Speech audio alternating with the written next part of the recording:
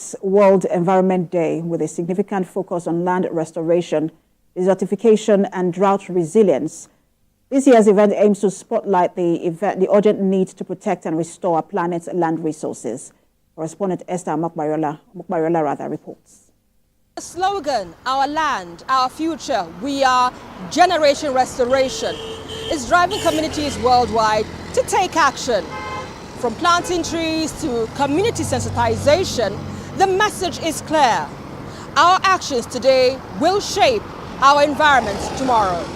Under the scorching sun, these environmental advocates moved through the Agege neighborhood in Lagos, sensitizing residents on the value of recycling plastic waste rather than indiscriminate disposal. Let's go! How many of us are really separating or segregating our waste from the source when we generate it? Do we put our plastic in a container? We put our glass in a different container? We put our food waste in a different container? That is very important, because once we segregate from source, it improves the quality of the material that the recyclers will collect and process back into production. The involvement of the younger generation is particularly inspiring.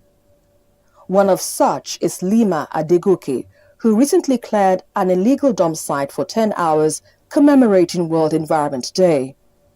She, like others, are leading the charge with a passionate commitment to protecting our planet. I'm actually doing this to encourage people, to motivate people, and to let people know that this environmental thing should be a collective responsibility. Desertification and drought are pressing issues, particularly in Nigeria's north, where prolonged dry spells have devastated agriculture and livelihoods. Global efforts are being mobilized to combat these challenges through innovative solutions and community-led initiatives. As for us, what we want is for the management in charge of the irrigation system to do more. They can only supply for an acre of land if only they can do more. Because there are other places that don't have access to water. We need more. Events like World Environment Day show the power of working together to restore our lands. As we face more environmental challenges, it's clear that everyone has a role in building a sustainable future. Esther Mokbariola, TVC News.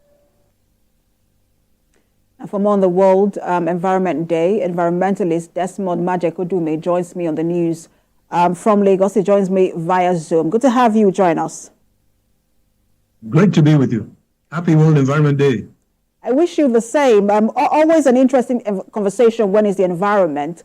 And I saw some very troubling statistics, and I just wanted to read them out. It's according to the UN Convention to Combat Desertification, and it says that up to 40% of the planet's land is degraded, and that means that half the world's population are directly affected. It also mentions how there's an increase by 29% of in the duration and number of droughts since 2000. That's very concerning. What are the factors responsible for this? Well, unfortunately, nature is giving us a certain sign. Like we just had a strike by the Labour Congress. They were trying to get a message across. And nature also can go on strike, which is exactly what has happened. She's withholding some of the most valuable resource in that area, which is steady water supply, steady rain. Nature has been striking. And this is extremely worrisome.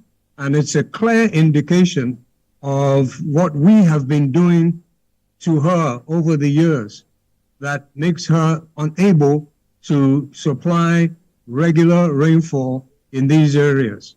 And there's several things that we're doing which are impacting negatively on this incredible, miraculous system. We take the rainfall so much for granted because we've always had rain, it falls, it goes, it falls, it goes. But there's a system, there's a process that enables that rain to fall.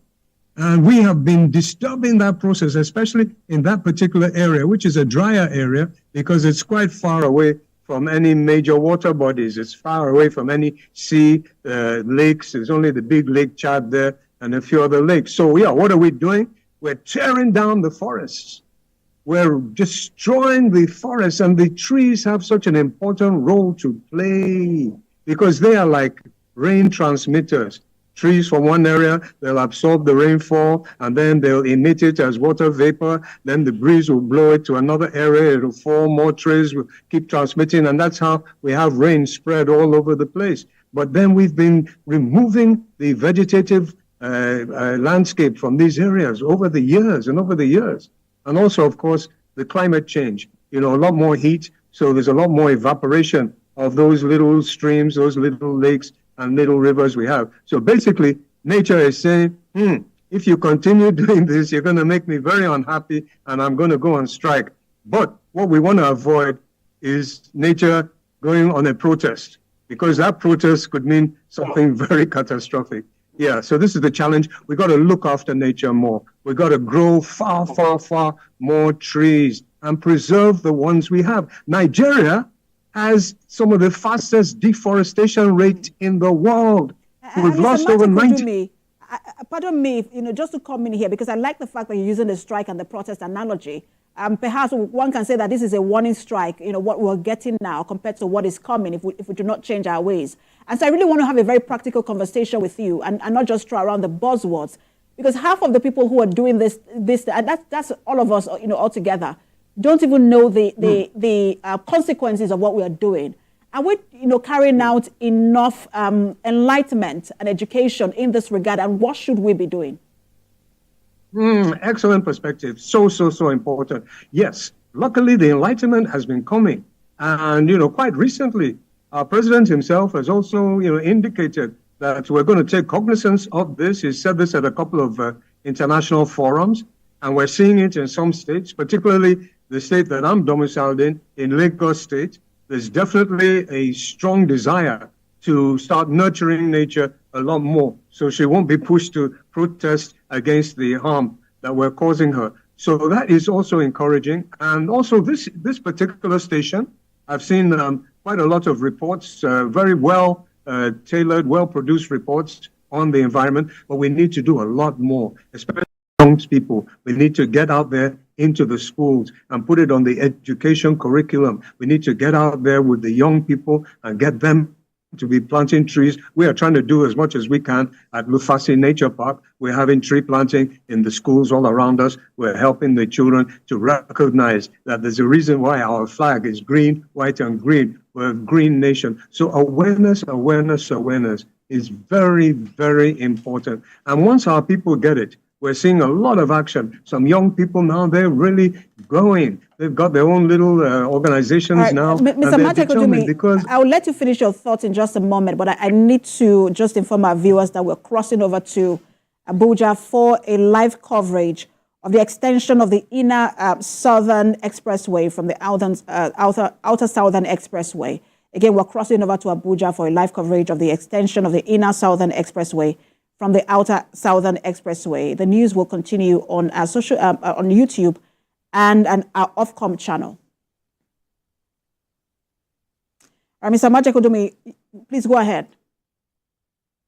Yes, excellent. Well, no, it's interesting that you should mention about the expressway and the roads and everything, because one of the major contributors to this climate change is global warming that we mentioned a little bit earlier. By the way, 2023, hottest year ever recorded by humanity because of global warming. And one of the major contributors is the way that we energize our cars and supply electricity. So it's very encouraging. It's very good to hear that there's now a move to use cleaner energy systems. This compressed gas system is far cleaner, far less harmful to the environment if it's well controlled. If it leaks, then there's a big problem. But when you burn it, it gives off far toxicity into the environment. And this is a recent development, and is very, very encouraging indeed, because we need to do everything in our power now. It's got to the stage where it's no longer even a crisis, as I used to call it in the United Nations. It is now an emergency.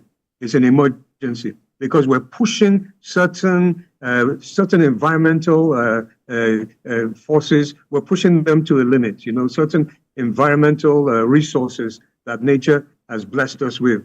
And one of them is the atmosphere. So in order to reduce all those gases that are there, that we've been pushing up there for the last 100 years or so, we have to start thinking far more out of the box and using the various clean resources that are available. So it's encouraging to see some of the good signs that we're doing right now, but we need to do a lot more.